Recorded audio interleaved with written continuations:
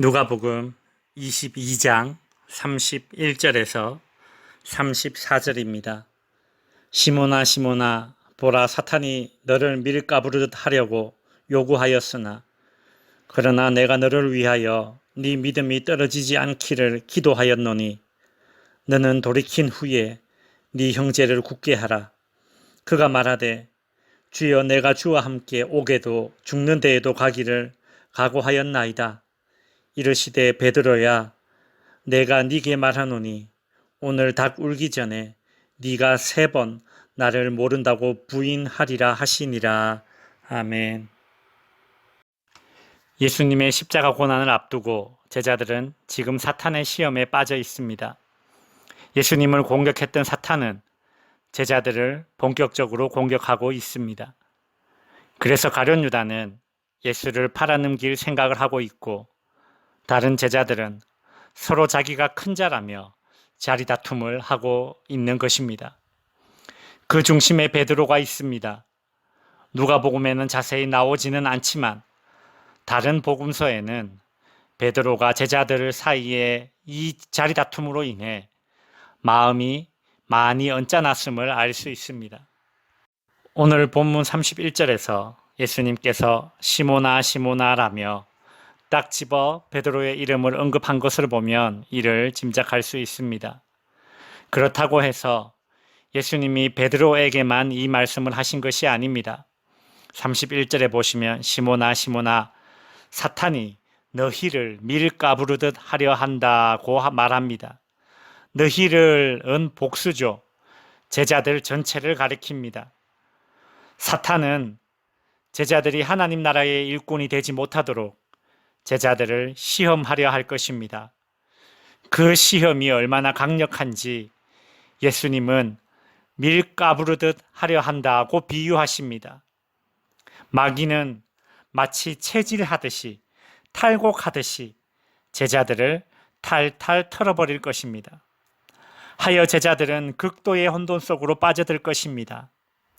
현재 제자들은 누가 큰지 다투고 있는 꼬라지인지라 이 상태로는 사탄의 이 시험을 견디고 통과할 수 없을 것입니다. 그래서 예수님이 체포되고 죽음에 이르게 되면 제자들은 뿔뿔이 흩어지며 위기를 맞게 될 것입니다.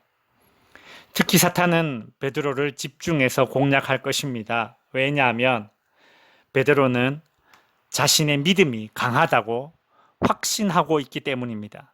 33절에 보시면 주여 내가 주와 함께 오게도 죽는 데에도 가기를 각오하였나이다 라고 하지요.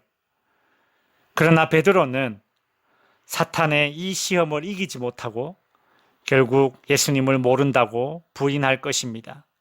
34절 이르시되 베드로야 내가 네게 말하노니 오늘 닭 울기 전에 네가 3번 나를 모른다고 부인하리라. 베드로는 자신의 실패를 부정하고 있지만 우리가 알듯이 그는 실패했습니다.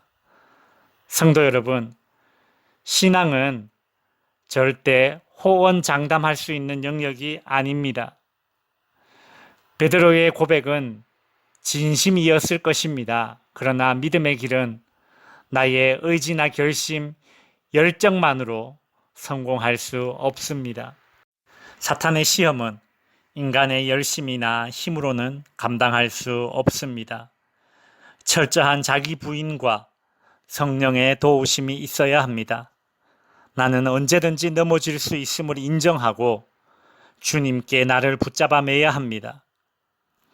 베드로의 실패가 예고되었음에도 불구하고 베드로에게는 남은 희망이 있습니다. 32절 내가 너를 위하여 믿음이 떨어지지 않기를 기도하였노니 너는 돌이킨 후에 네 형제를 굳게 하라.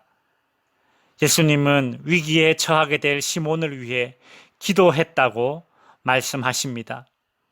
섬김의 본을 보이신 예수님은 제자들을 위해 기도로도 섬겨주셨습니다. 말씀을 정리하겠습니다. 성도 여러분, 예수님은 베드로가 3번이나 자신을 부인할 것을 미리 알고 계셨습니다. 그렇지만 베드로를 향한 기대와 기도를 포기하지 않으셨습니다.